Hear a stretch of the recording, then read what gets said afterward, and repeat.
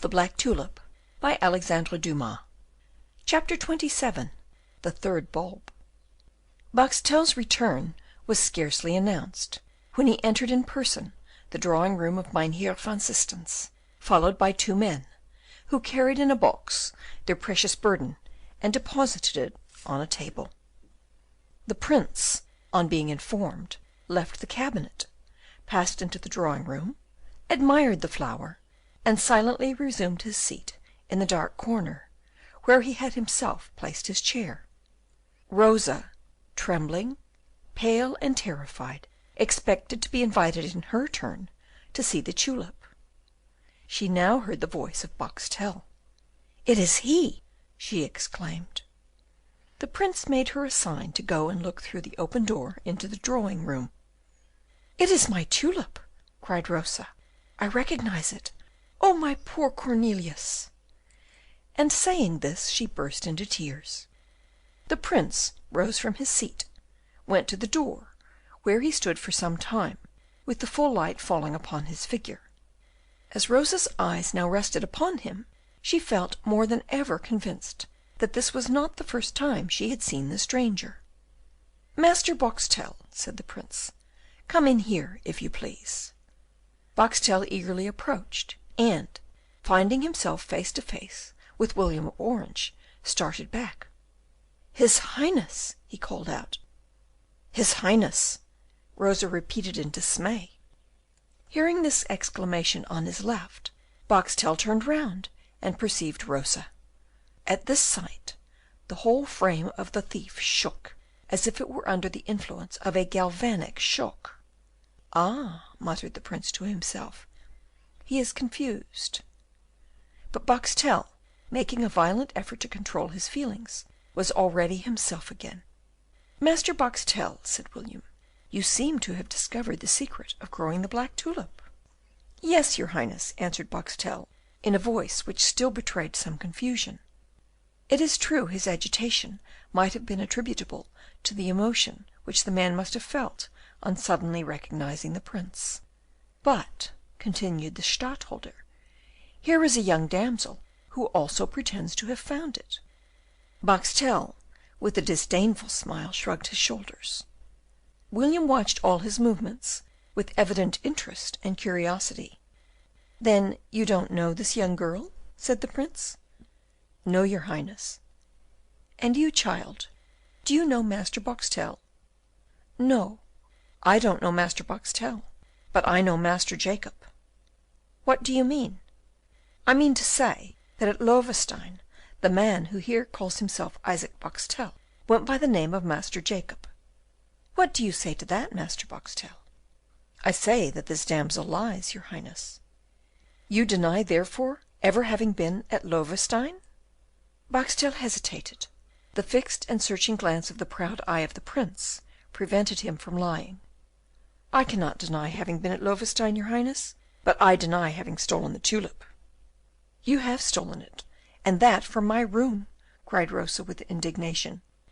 "I deny it. Now listen to me. Do you deny having followed me into the garden on the day when I prepared the border where I was to plant it? Do you deny having followed me into the garden when I pretended to plant it? Do you deny that, on that evening, you rushed after my departure to the spot where you hoped to find the bulb? Do you deny having dug in the ground with your hands, but, thank God, in vain, as it was a stratagem to discover your intentions? Say, do you deny all this?" Boxtel did not deem it fit to answer these several charges, but turning to the Prince, continued, "I have now for 20 years grown tulips at Dort. I have even acquired some reputation in this art. One of my hybrids is entered in the catalogue under the name of an illustrious personage. I have dedicated it to the King of Portugal. The truth in the matter is, as I shall now tell your Highness, this damsel knew that I had produced the black tulip, and in concert with a lover of hers in the fortress of Loewestein, she formed the plan of ruining me by appropriating to herself the prize of 100,000 guilders, which, with the help of your Highness's justice, I hope to gain." "Yah!" cried Rosa, beyond herself with anger. "Silence," said the Prince. Then turning to Boxtel, he said, "And who is that prisoner to whom you allude as the lover of this young woman?" Rosa nearly swooned, for Cornelius was designated as a dangerous prisoner, and recommended by the Prince to the especial surveillance of the jailer. Nothing could have been more agreeable to Boxtel than this question. "This prisoner," he said, "is a man whose name in itself will prove to your Highness what trust you may place in his probity. He is a prisoner of state, who was once condemned to death." "And his name?" Rosa hid her face in her hands with a movement of despair. "His name is Cornelius van Baerle," said Boxtel, "and he is godson of that villain Cornelius de Witt." The Prince gave a start. His generally quiet eye flashed, and a death-like paleness spread over his impassible features. He went up to Rosa, and with his finger gave her a sign to remove her hands from her face. Rosa obeyed, as if under mesmeric influence, without having seen the sign. "It was, then, to follow this man that you came to me at Leyden to solicit for the transfer of your father?" Rosa hung down her head, and nearly choking, said, "Yes, your Highness."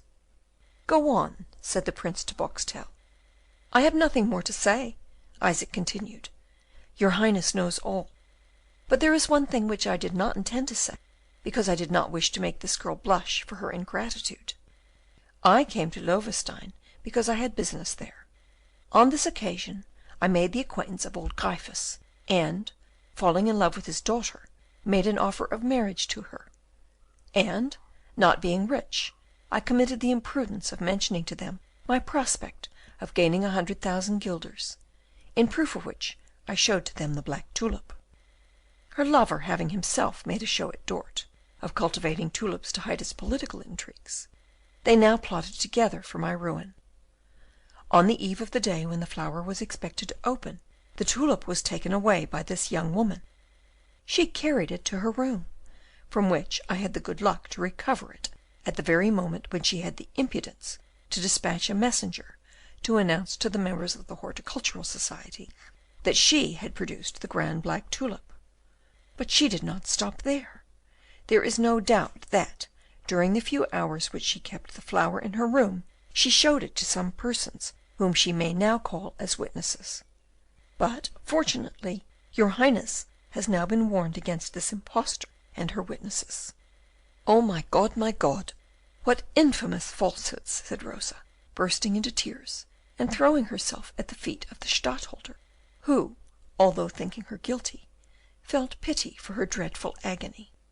"You have done very wrong, my child," he said, "and your lover shall be punished for having thus badly advised you.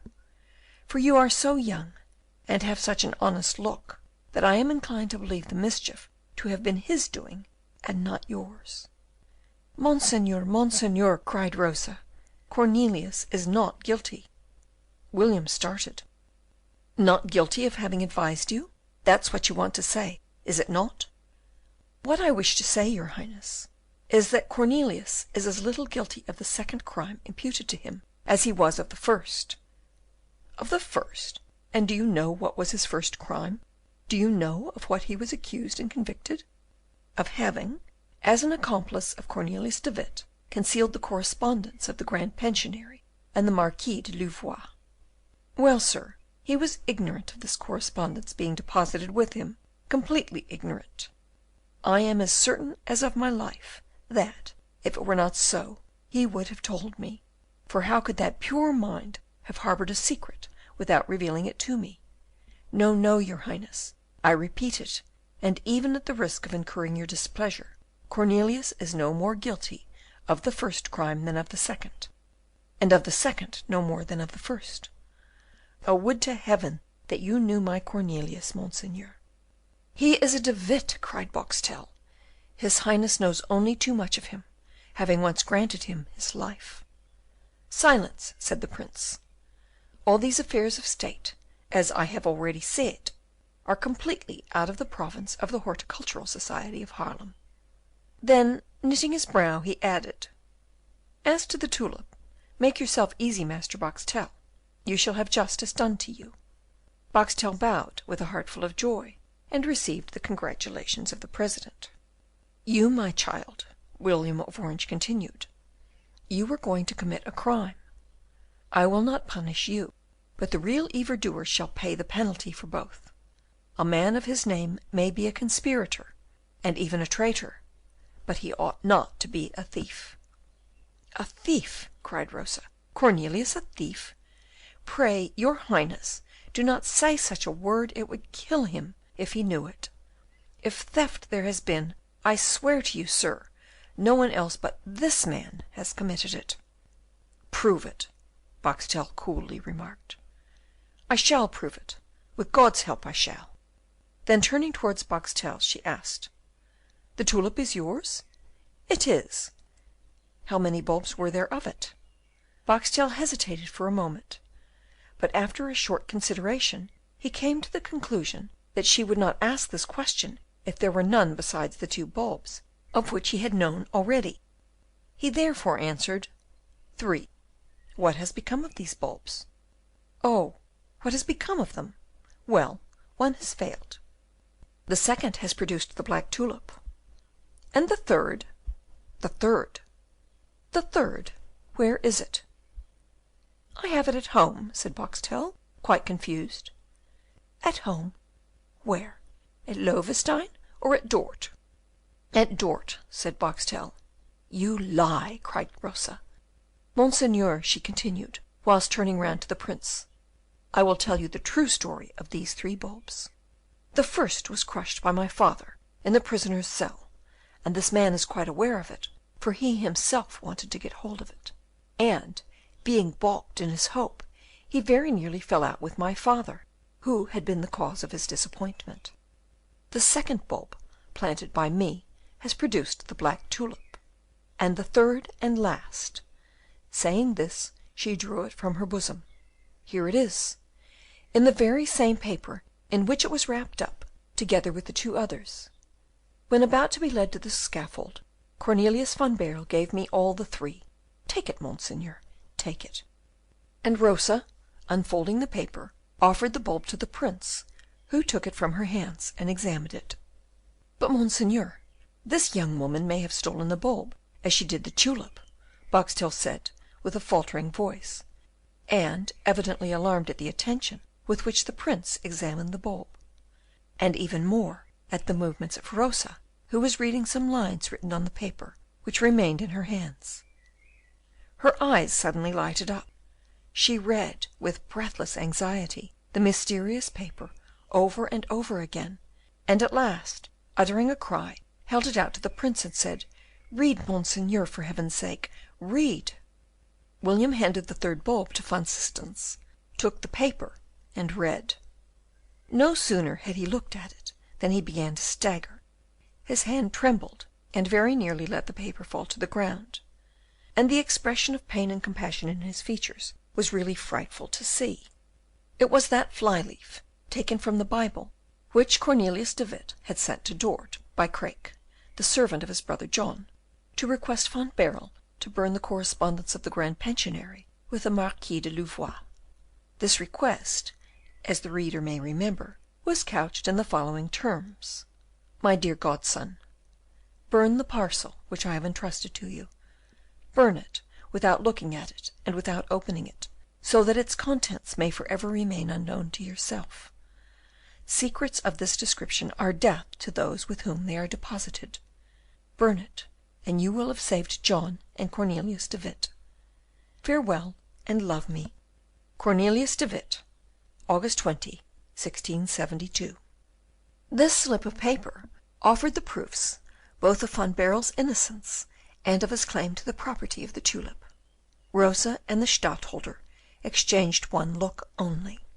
That of Rosa was meant to express, "Here, you see yourself." That of the Stadtholder signified, "Be quiet and wait." The Prince wiped the cold sweat from his forehead, and slowly folded up the paper, whilst his thoughts were wandering in that labyrinth without a goal and without a guide, which is called remorse and shame for the past. Soon, however, raising his head with an effort, he said, in his usual voice, "Go, Mr. Boxtel. Justice shall be done, I promise you." Then turning to the President, he added, "You My dear Mynheer van Systens, take charge of this young woman and of the tulip. Good bye." All bowed, and the Prince left, among the deafening cheers of the crowd outside. Boxtel returned to his inn, rather puzzled and uneasy, tormented by misgivings about that paper which William had received from the hand of Rosa, and which his Highness had read, folded up, and so carefully put in his pocket. What was the meaning of all this? Rosa went up to the tulip, tenderly kissed its leaves, and, with a heart full of happiness and confidence in the ways of God, broke out in the words: "Thou knowest best for what end thou madest my good Cornelius teach me to read." Chapter 28.